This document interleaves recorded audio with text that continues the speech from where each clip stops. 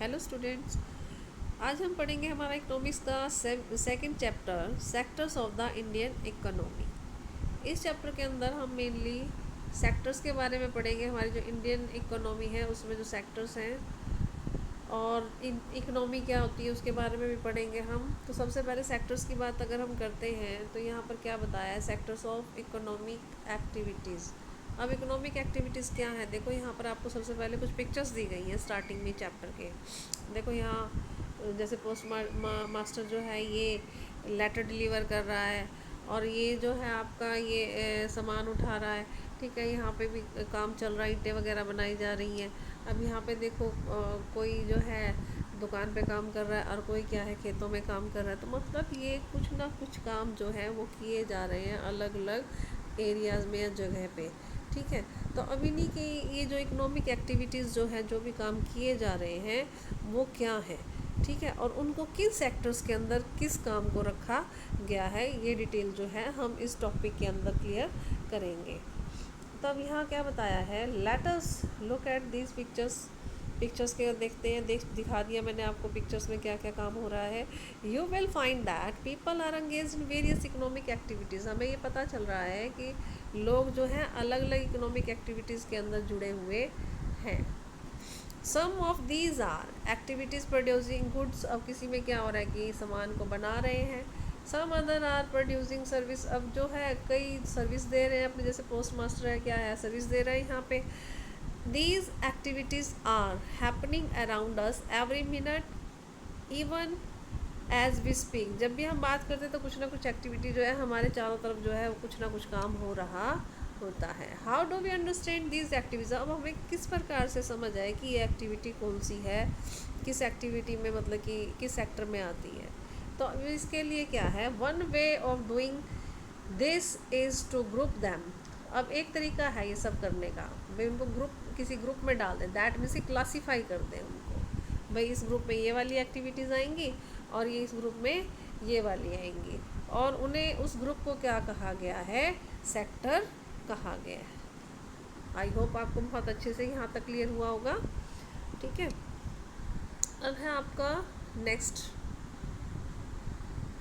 क्या बता रहे हैं यहाँ पे, we being by looking at different kinds of economic activities. अब हम डिफरेंट टाइप की जो इकोनॉमिक एक्टिविटीज़ हैं उनके बारे में हम जो है शुरू करेंगे पढ़ना है। यहाँ पर सबसे पहले क्या बता रहे हैं, there are many activities that we undertaken by directly using natural resource.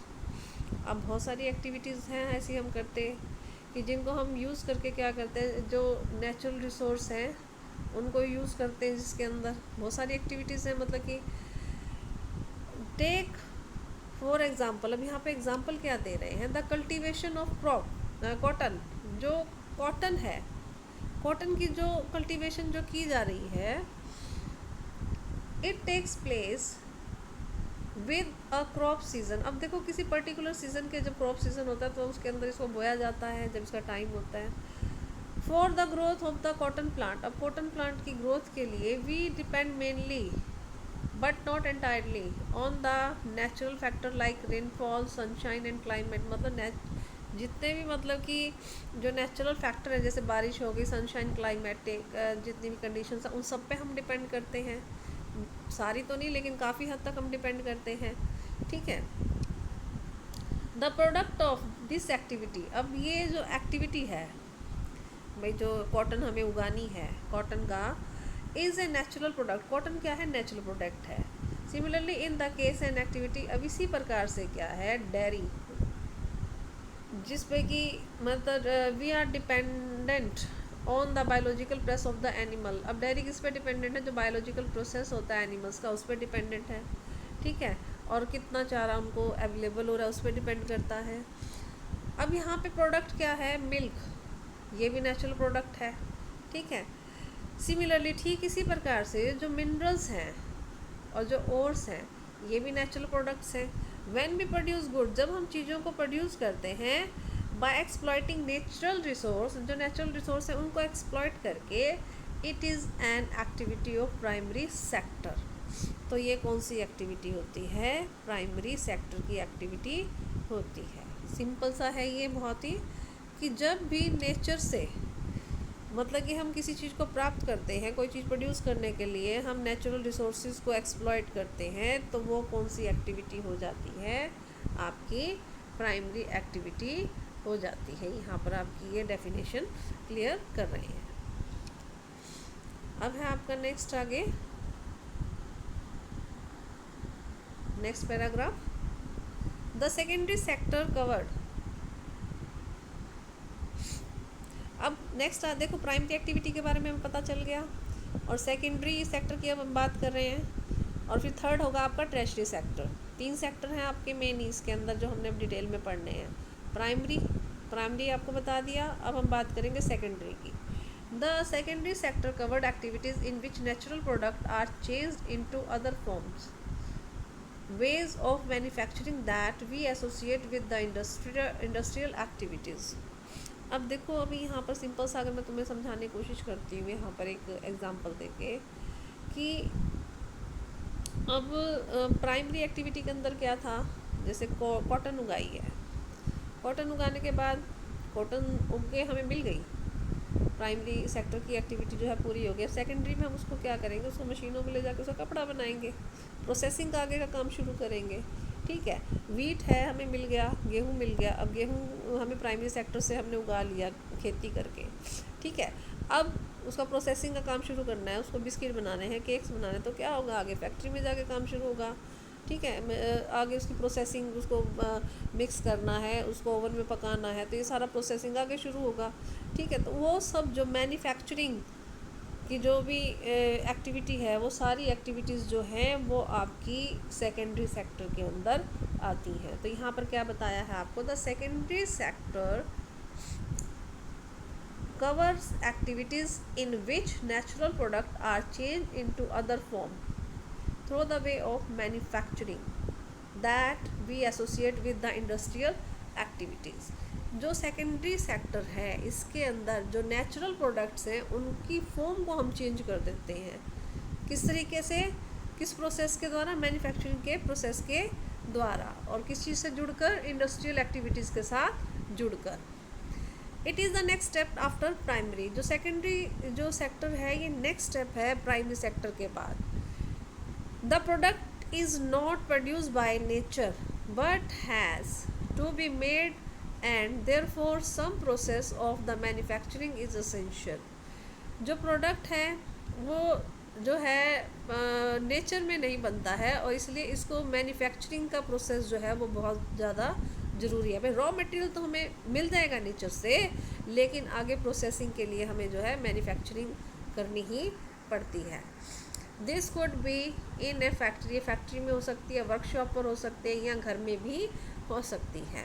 For example cotton fibre from the plant. अब जैसे अब यहाँ एग्जांपल बता रहे हैं कि जैसे कॉटन प्लांट है, किसी भी प्लांट, कॉटन का जो फाइबर है, जो रुई है, जो प्लांट से हमें मिलती है, वी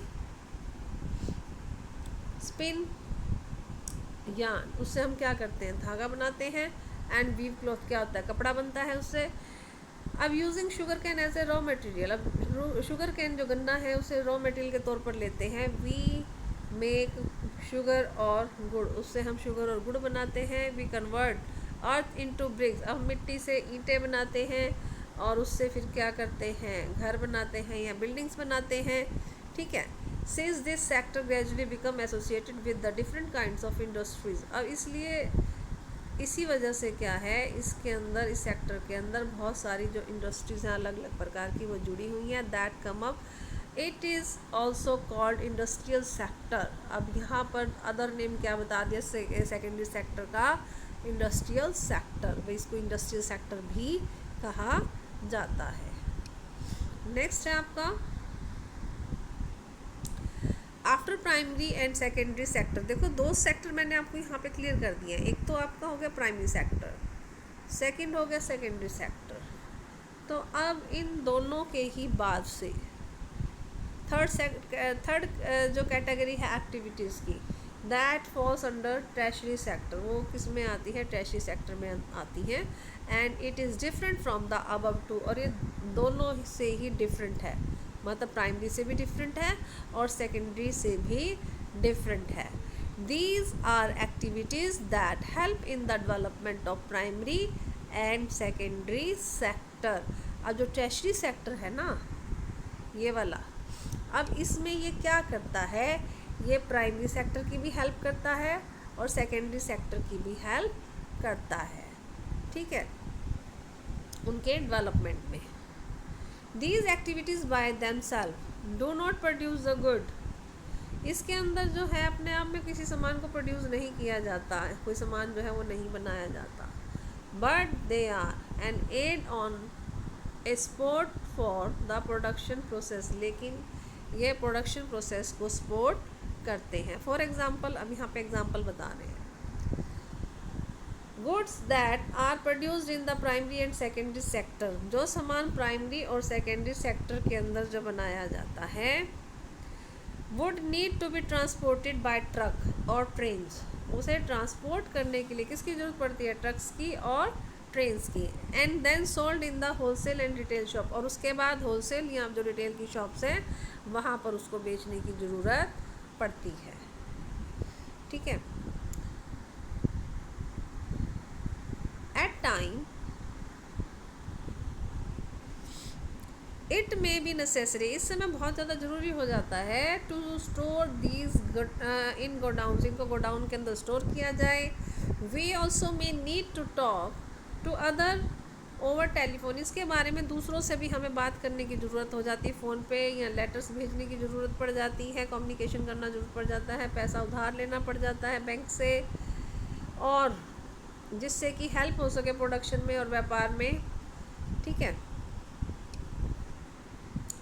ट्रांसपोर्ट, अभी जो ट्रांसपोर्ट है, स्टोरेज है, जो कम्युनिकेशन हमने जो किया है, जो बैंकिंग से हमने पैसा उधार लिया है, जो व्यापार कर रहे हैं, ये कुछ एग्जांपल्स हैं किसके, टर्शियरी सेक्टर्स के. देखो फर्स्ट में क्या हुआ, हमें रॉ प्रोडक्ट मिला है. सेकंड में क्या, उसका मैन्युफैक्चरिंग हुआ है. थर्ड में क्या हुआ है, थर्ड सेक्टर जो टर्शियरी सेक्टर, ये क्या करता है, उनको आगे जो है हेल्प करता है आगे बढ़ने में. अब उन चीज़ों को हमने पहुंचाना है तो ट्रक्स के द्वारा पहुंचा देंगे. सेल करना है, मार्केट में बिकेगी. पैसा उधार लेना है खरीदने के लिए तो बैंक से मिलेगा. बेच दिया है सब कुछ तो वो पैसा बैंक में जमा होगा. इंश्योरेंस, ये सब जितना भी है जो कि सर्विस प्रोवाइड करवा रही है, सर्विस प्रोवाइड करवाने वाली जो एक्टिविटीज़ हैं वो सारी क्या हैं, टर्शियरी सेक्टर के अंदर आती हैं. और इसीलिए इसे सर्विस सेक्टर भी कहा जाता है. क्लियर है. अब है आपका service sector also include some essential service. अब सर्विस सेक्टर के अंदर कुछ जो ज़रूरी सर्विसेज हैं वो भी इंक्लूड होती हैं. दैट में not directly help in the production of good. जिसमें कि डायरेक्टली जो है प्रोडक्शन ऑफ गुड्स नहीं होता है. जैसे एग्जांपल और क्या, जैसे टीचर्स हैं, अब हम कोई चीज़ बना थोड़ी रहे हैं. डॉक्टर्स हैं, डॉक्टर कोई चीज़ बनाता थोड़ी है, इलाज कर रहा है, ठीक है. And those who provide personal service, या फिर कुछ लोग पर्सनल सर्विस देते हैं, जैसे वॉशरमैन है, कपड़े धोने वाला, बार्बर जो है, ठीक है. कुछ ये प्रोड्यूस थोड़ी करें, कोई सामान बना थोड़ी रहे हैं. कॉबलर है, लॉयर है. And people to do administrative and accounting work, जो लोग प्रशासनिक काम करते हैं या अकाउंट्स के काम करते हैं. तो ये सब भी, इसमें कोई चीज़ बना नहीं रहे हैं, कुछ सिर्फ सर्विस प्रोवाइड करवा रहे हैं, ठीक है, अपनी सर्विस दे रहे हैं. In recent time certain new service based on information technology. आज के दिन में जो है न्यू सर्विस जैसे कि इंफॉर्मेशन टेक्नोलॉजी, जैसे इंटरनेट कैफ़े वगैरह हो गए, ATM बूथ्स हो गए, कॉल सेंटर्स हो गए, सॉफ्टवेयर कंपनीज हो गई, ये सब बहुत ही इम्पोर्टेंट हो चुके हैं इस सेक्टर के अंदर, सर्विस सेक्टर या फिर टर्शियरी सेक्टर. तो आई होप आपको तीनों ही सेक्टर जो हैं बहुत अच्छे से क्लियर हो चुके होंगे.